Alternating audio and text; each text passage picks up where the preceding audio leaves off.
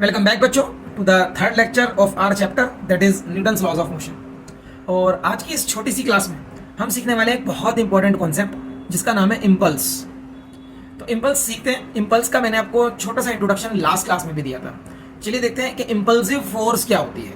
कोई भी ऐसी फोर्स जो बहुत लार्ज फोर्स होती है और बहुत कम टाइम के लिए किसी ऑब्जेक्ट पर लगती है, ऐसी फोर्स को हम बोलते हैं इम्पल्सिव फोर्स। देखिए, अ लार्ज फोर्स, फोर्स कैसी है? Large. A large force acting for a short time, कितने टाइम के लिए लगनी है? कम टाइम के लिए लगनी है। ये इतना शॉर्ट टाइम होता है कि इसको मेजर करना बड़ा मुश्किल होता है। एंड सिमिलरली फोर्स भी इतनी लार्ज होती है कि इसको मेजर करना मुश्किल हो जाता है। So when a large force act for a short time to produce a finite change in momentum, जो चेंज इन मोमेंटम आएगा वो फाइनाइट आएगा, उसको हम आसानी से कैलकुलेट कर पाएंगे, is known as impulsive force. Okay, so a large force acting for a short time to produce a finite change in momentum is known as impulsive force. अब impulse क्या होता है? The product of the large force acting for a short time. अभी जो large force लगी है ना, और ये जितने टाइम के लिए लगी है, इन दोनों को मल्टीप्लाई करा दो, इन दोनों का प्रोडक्ट जो भी होगा उसी को इम्पल्स बोलते हैं। मतलब इम्पल्स, अगर मैं इसको आई से डिनोट करूंगा, impulse is the product of multiplication of large force, ये लार्ज फोर्स है, acting for a short time. Suppose the short time is delta t. This is what we know as impulse. Impulse की ऐसा unit यहां से लिखी जा सकती है। ऐसा यूनिट इज फोर्स की यूनिट न्यूटन, टाइम की यूनिट सेकेंड, तो इम्पल्स की यूनिट हो जाती है न्यूटन सेकेंड। अब यहां से देखो, इम्पल्स के इस फॉर्मूले को हम प्रैक्टिकली देखते हैं कि ये क्या होता है। We can take the example of a hammer striking a nail. A hammer striking a nail, ये रहा हमारा एग्जाम्पल। अब देखिए, इस एग्जाम्पल के according When a hammer strikes a nail, तो इसका जो टाइम ऑफ कॉन्टैक्ट होता है नेल के साथ, ये तो बहुत ही कम होता है ना। हैमर नेल को स्ट्राइक करेगा और हट जाएगा, तो this time of contact is very very less, 0.0001 seconds, 0.00 seconds, 0.001 seconds, इस तरीके का टाइम होता है, या इससे भी कम। और जो हैमर ने फोर्स लगाई है यहाँ पर, the force which the hammer exerts on the nail is very large. So it is a large force acting for a very short time. इस फोर्स को बोलेंगे इम्पल्सिव फोर्स। और यहां पर जो इफेक्ट आएगा, फोर्स इनटू स्मॉल टाइम, उसे बोलेंगे इम्पल्स। इस इफेक्ट को क्या बोलेंगे? इम्पल्स। सिमिलरली इसका एक और एग्जांपल हो सकता है, a player hitting ball with a bat. तो बैट और बॉल का कांटेक्ट बहुत कम टाइम के लिए होता है, लेकिन जो बैट से बॉल लगती है तो बैट का जो फोर्स होता है वो लार्ज होता है उस बॉल के ऊपर। अगेन दिस इज इम्पल्स का एग्जाम्पल। ठीक है, अब देखो यहां पर अगर मैं इस फोर्स के लिए, ये फोर्स ध्यान से अगर आप देखोगे, दिस इज एक्सटर्नल फोर्स। ये फोर्स तो एक्सटर्नल फोर्स ही है ना, हैमर स्ट्राइकिंग द नेल। तो हैमर ने एक्सटर्नल फोर्स लगाई है नेल के ऊपर। क्या मैं यहां पर सेकंड लॉ ऑफ मोशन का फॉर्मूला लगा सकता हूं? यस, बिल्कुल लगा सकता हूं। If I apply the second law over here, तो एफ एक्सटर्नल की जगह I can write rate of change of momentum, और ये delta T. Now this time will cancel out. ठीक है, तो अब ये यहां पर क्या बन जाता है? Impulse is nothing but change in momentum. Case is very simple. जब हमने फोर्स लगाई है तो force always produces a change in momentum of the object. तो यहां पर जो चेंज इन मोमेंटम हुआ है वो बहुत कम टाइम में हुआ है। तो whenever a change in momentum takes place in very short interval of time,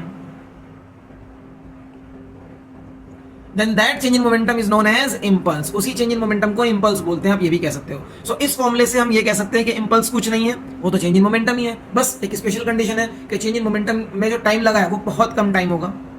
impulse की यहां से ऐसा यूनिट, क्योंकि चेंज इन मोमेंटम ही है, तो इम्पल्स की ऐसा यूनिट किलोग्राम मीटर पर सेकेंड भी हो सकती है और न्यूटन सेकेंड भी हो सकती है। दोनों यूनिट्स सेम है, दोनों ऐसा यूनिट्स ही हैं। So this is the concept of impulse. ये इम्पल्स का कॉन्सेप्ट है। ओके, तो इम्पल्स के फॉर्मूले I is to F into delta T भी हो सकता है और I is to delta P भी हो सकता है। Again impulse is a vector quantity, so इसका डायरेक्शन वही होता है जो एक्सटर्नल फोर्स का होता है, या इसका डायरेक्शन वही होता है जो चेंज इन मोमेंटम का होता है। ठीक है, तो impulse is a vector quantity, तो इसके डायरेक्शन के ऊपर भी आप हमेशा ध्यान रखिएगा। Now we will discuss a graph, एक ऐसा ग्राफ जहां से हम इम्पल्स कैलकुलेट कर सकते हैं, और वो ग्राफ है हमारा फोर्स टाइम ग्राफ। इसको हम बोलेंगे force time graph. Force x axis पे प्लॉट करनी है, टाइम फोर्स को वाई एक्सिस पे प्लॉट करना है और टाइम को एक्स एक्सिस पे प्लॉट करना है। Suppose a constant force x, एक कांस्टेंट फोर्स लग रही है for a short interval of time, बहुत कम टाइम के लिए इस फोर्स ने काम करा।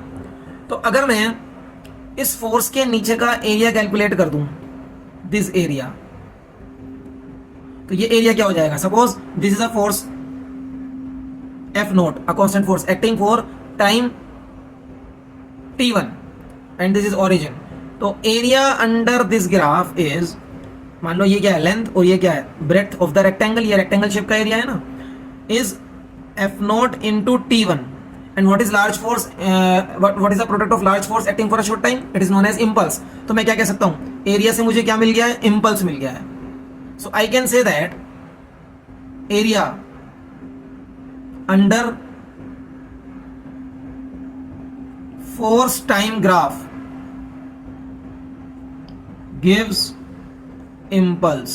This is very important concept, इसको याद रखिएगा, कई बार ग्राफिकल क्वेश्चन आ जाता है इम्पल्स कैलकुलेट करने के लिए। अब ये फोर्स कांस्टेंट हो या ना हो, एफटी ग्राफ का एरिया हमेशा आपको इम्पल्स जरूर देगा। तो एक ग्राफ ऐसा भी बना सकते हैं जहां पर फोर्स वेरिएबल है, this is time axis, this is force, and suppose a force is acting like this is a variable force acting, okay, और ये t1 time it acts for a time interval t2 minus t1। तो अब फिर से आप अगर इस area को कैलकुलेट करो, now this area is not any geometrical figure.